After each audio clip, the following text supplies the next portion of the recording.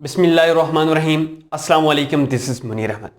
Dear students, हम biochemistry में carbohydrates को डिस्कस कर रहे हैं कि कार्बोहाइड्रेट्स क्या है। इससे प्रीवियस लेक्चर में हमने सिर्फ कंसेप्ट समझा था कि कार्बोहाइड्रेट्स की डिफिनीशन में टू वर्ड्स हैं, क्या? पॉलीहाइड्रोऑक्सीएल्डिहाइड और polyhydroxyketone is known as carbohydrates. Just revise करते हैं, फिर उसके बाद आज के टॉपिक की तरफ आते हैं जो है क्लासिफिकेशन ऑफ कार्बोहाइड्रेट्स। अब सबसे पहले हमें यह समझना है कि कार्बोहाइड्रेट्स है क्या चीज। फॉर एग्जांपल, ये कोई भी ऑर्गेनिक कंपाउंड है, ऐसा कंपाउंड जिसमें फंक्शनल ग्रुप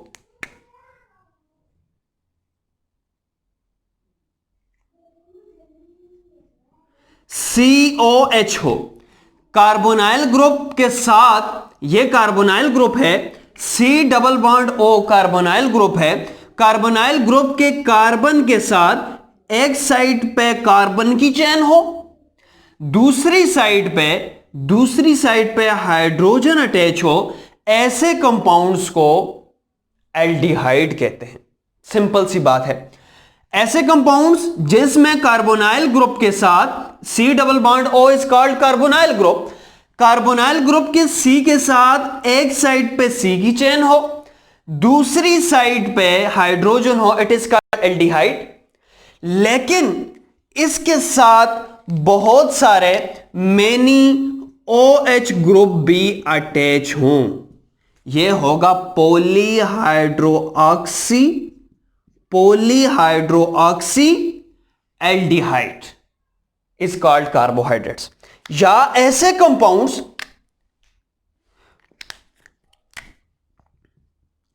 जिनमें फंक्शनल ग्रुप कार्बोनाइल ग्रुप के साथ दूसरा कार्बन अटैच हो। फॉर एग्जांपल, इस केस में अब C डबल बॉन्ड O क्या है? कार्बोनाइल ग्रुप है। अब कार्बोनाइल ग्रुप के कार्बन के साथ एक साइड पे भी C की चेन हो, एक साइड पे भी कोई भी कार्बन की चेन हो, दूसरी साइड भी कार्बन की चेन हो, ऐसे फंक्शनल ग्रुप को हमने कीटोन का नाम दिया था। क्लियर है?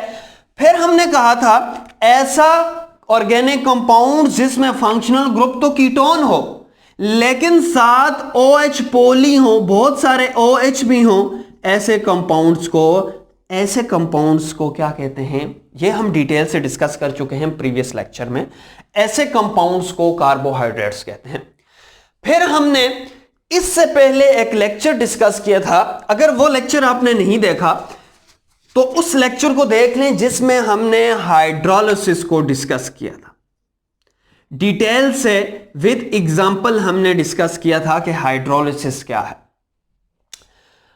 फॉर एग्जांपल, कोई भी ऑर्गेनिक कंपाउंड है, फॉर एग्जांपल ये कोई भी ऑर्गेनिक कंपाउंड है, ऐसा प्रोसेस जिसमें हम वाटर को ऐड करें और वाटर ऐसे कंपाउंड्स को डिफरेंट यूनिट्स में स्प्लिट कर दे, ऐसे प्रोसेस को हाइड्रोलिसिस कहते हैं।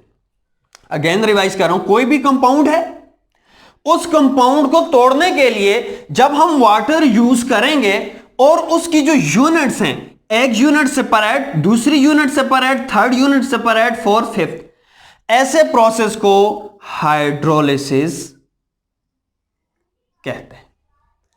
बात क्लियर है? ये दो इंपॉर्टेंट पॉइंट्स थे आज के टॉपिक को समझने के लिए। आज हम टॉपिक पे जाते हैं जो है क्लासिफिकेशन ऑफ कार्बोहाइड्रेट्स। कार्बोहाइड्रेट्स को हमने डिफरेंट कैटेगरीज में डिवाइड किया है on the basis of number of units और मोनोसेकेराइड्स।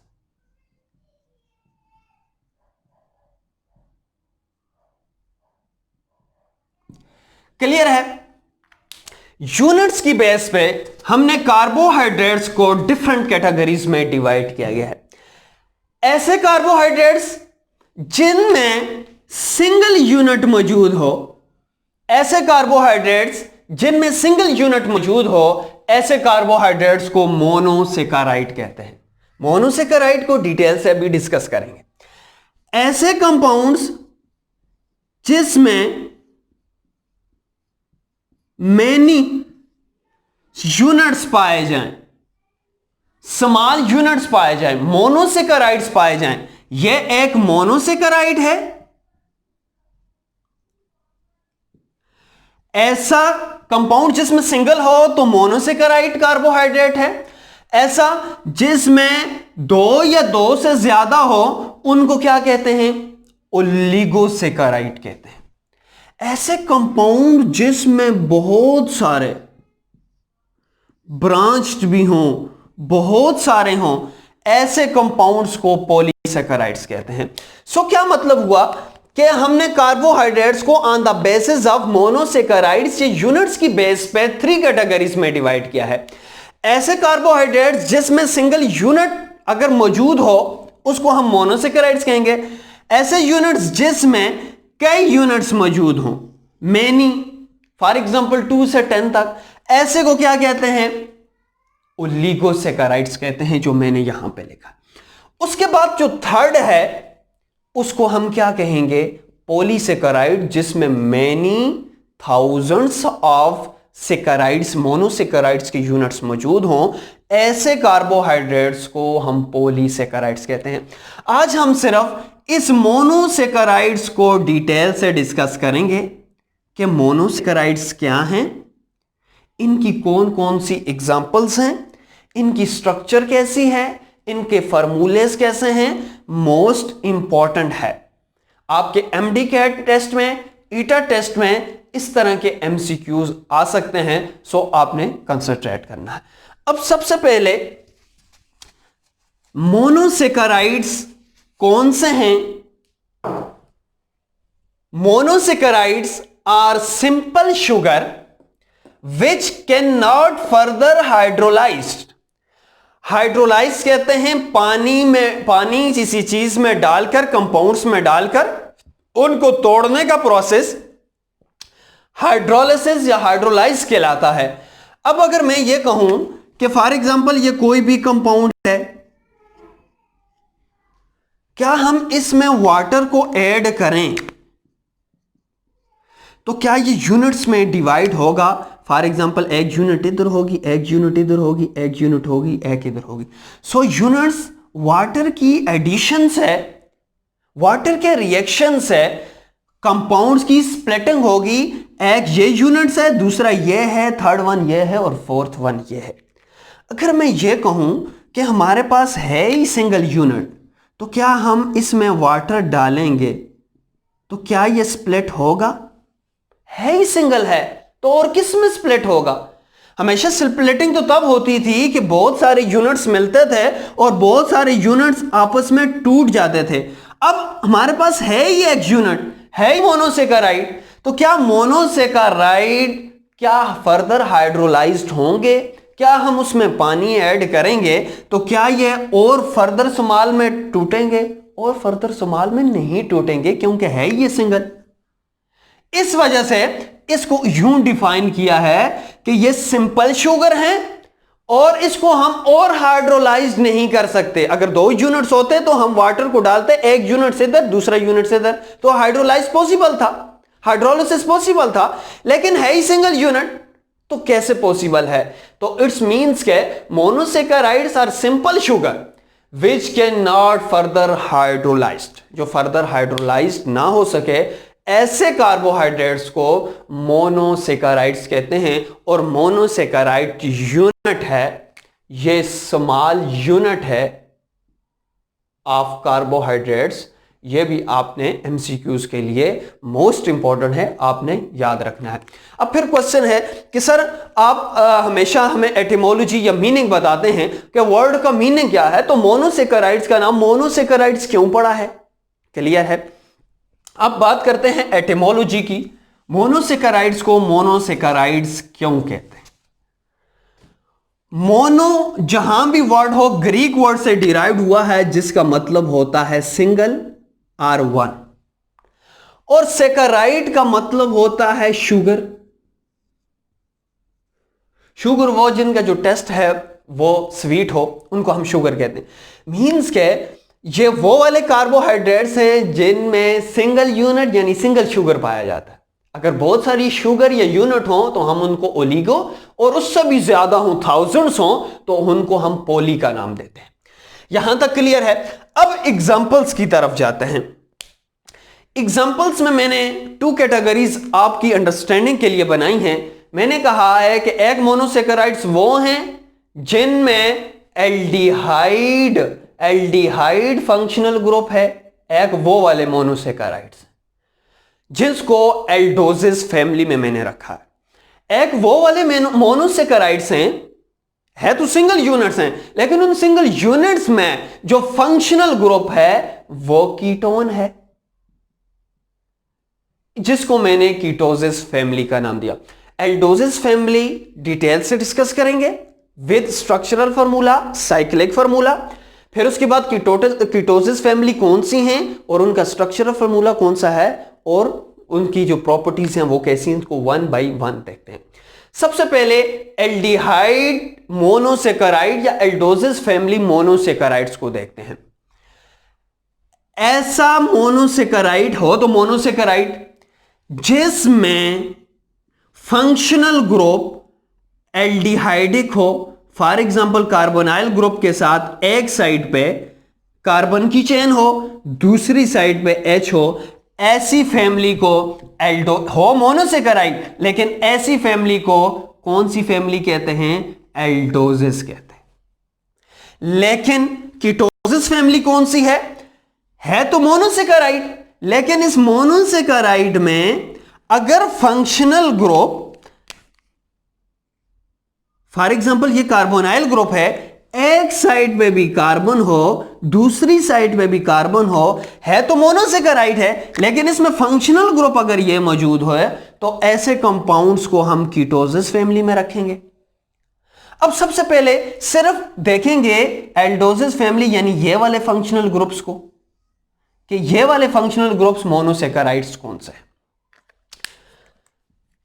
अब एल्डोजिस फैमिली में एक एग्जांपल है 3 कार्बन कंपाउंड की। हमेशा याद रखना है, यहां पे मैं एक कंसेप्चुअल पॉइंट बताने जा रहा हूं जो आपने हाईलाइट करना है एमडी कैट टेस्ट के लिए। सबसे स्मॉलेस्ट मोनोसेकेराइड्स जिसमें कम से कम 3 कार्बन होंगे। आपको ये अब आपके माइंड में क्वेश्चन आएगा कि सर हमें यह बताएं, क्या 2 कार्बन, अगर यहां पे 2 कार्बन होते, ये वाला कार्बन ना होता, तो क्या ये मोनोसेकेराइड्स था? नहीं। हमेशा याद रखना है, सबसे जो स्मॉलेस्ट मोनोसेकेराइड है ना, सबसे स्मॉलेस्ट मोनोसेकेराइड, उसमें 3 कार्बन लाजमी होंगे। उससे जो कम होगा वो कार्बोहाइड्रेट्स नहीं होगा, और कार्बोहाइड्रेट्स का मोनोसेकेराइड्स नहीं होगा।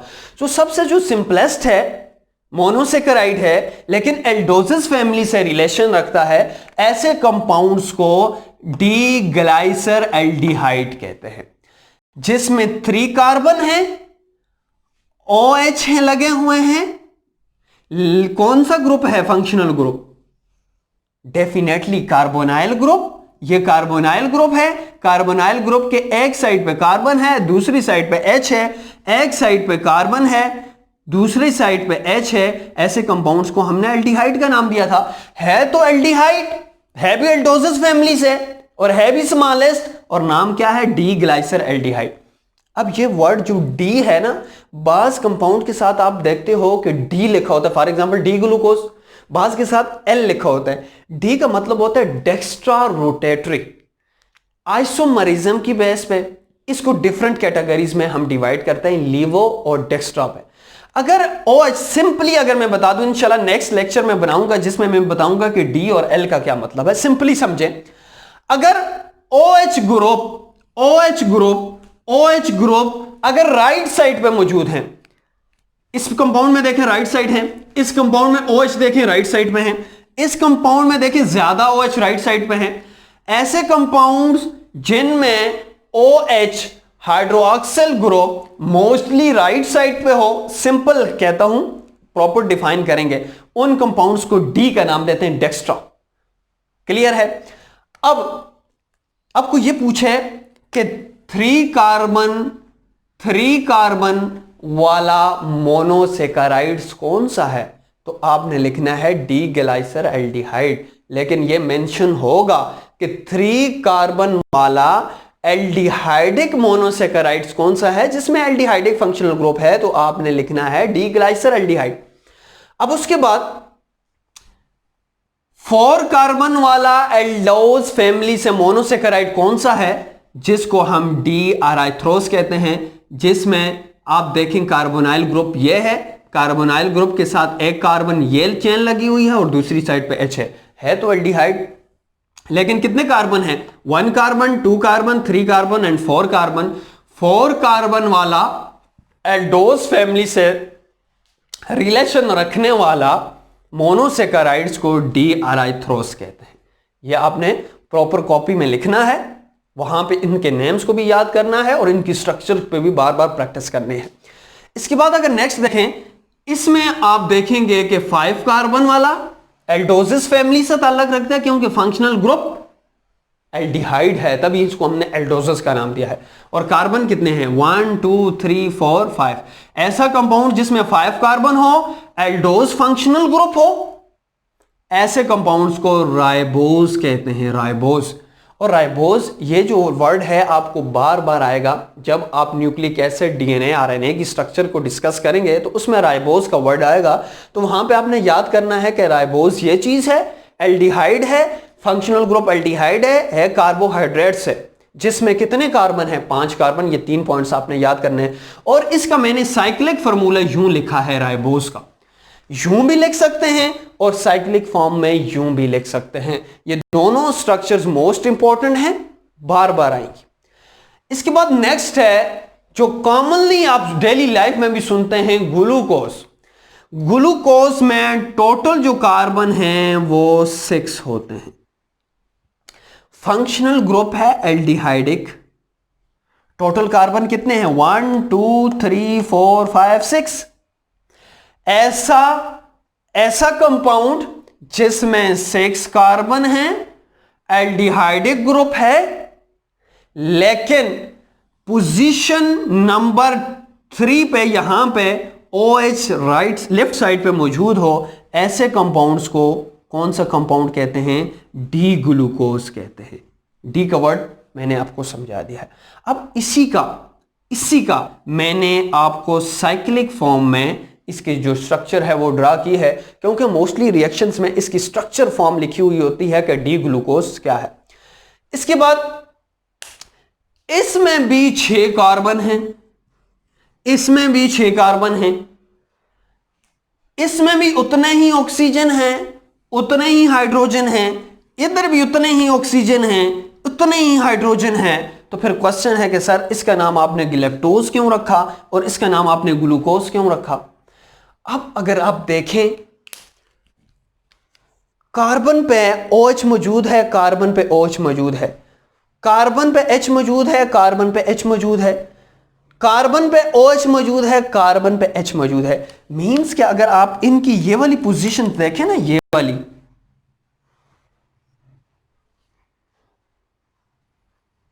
एक में OH राइट साइड पे है, एक में OH लेफ्ट साइड पे है।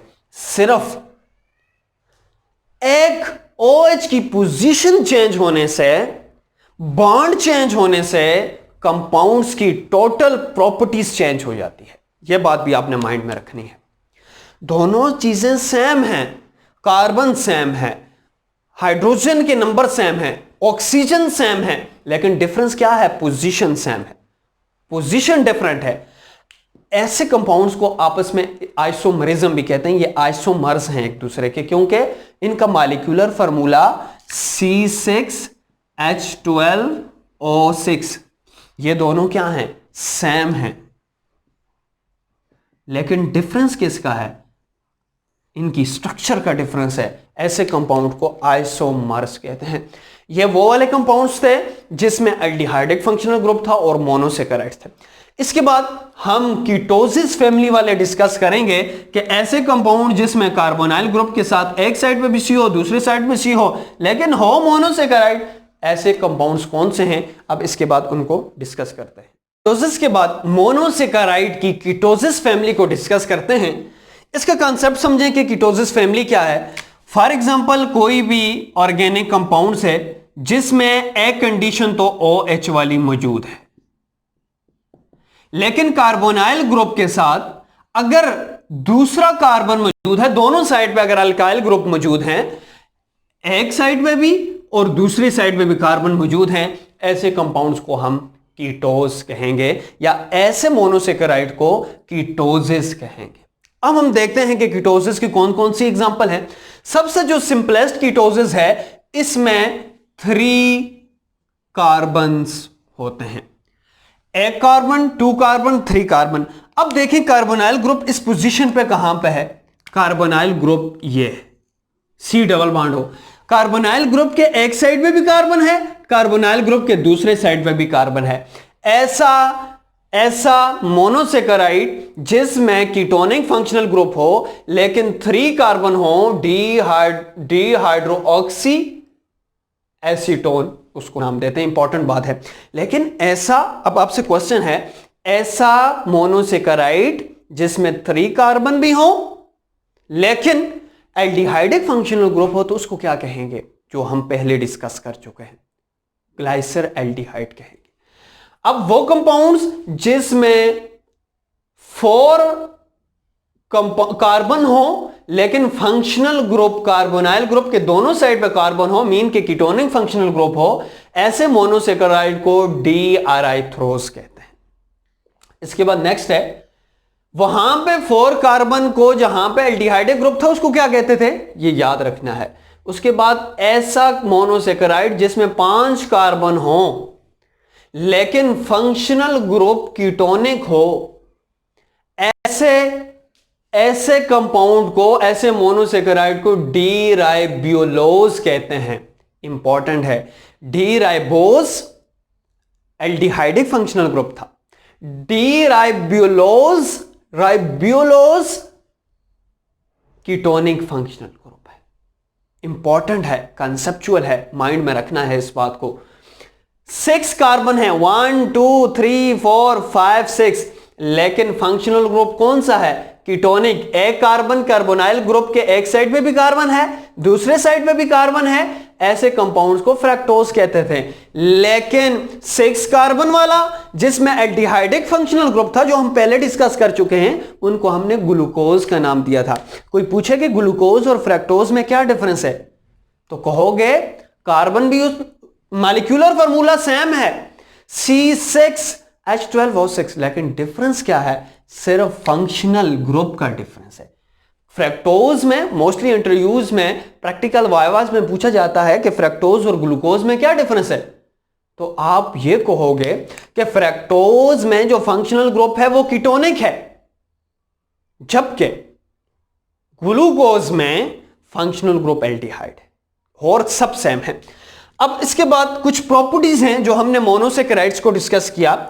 सबसे पहली प्रॉपर्टीज है, they are sweet in taste, इनका जो टेस्ट है वो मीठा होता है। फॉर एग्जांपल ग्लूकोज आपने खाया होगा। सॉल्युबल इन वाटर, ये वाटर में डिजॉल्व हो जाते हैं। Can not hydrolysed into simple sugar, क्योंकि ये खुद सिंपल हैं तो इसको और फर्दर तोड़ा नहीं जा सकता। एंड नेक्स्ट है, इन जर्नल फार्मूला CnH2ON, ये इसका जर्नल फार्मूला है। ये मोस्ट इंपॉर्टेंट टॉपिक था, कंसेप्चुअल था, ईटा एमटीकैट के पॉइंट ऑफ व्यू से भी इंपॉर्टेंट था, प्रैक्टिकल वाइवा के लिए भी इंपॉर्टेंट था। ये आपने स्ट्रक्चर्स को प्रैक्टिस करनी है और अपनी कॉपीज में ड्रॉ करना है, यही आपका आज का होमवर्क है। ठीक है, इंशाल्लाह नेक्स्ट लेक्चर में ओलिगोसेकेराइड्स, उनकी स्ट्रक्चर्स, उनकी फंक्शन प्रॉपर्टीज को डिस्कस करेंगे। तब तक के लिए इजाजत दीजिए, अल्लाह हाफ़िज़।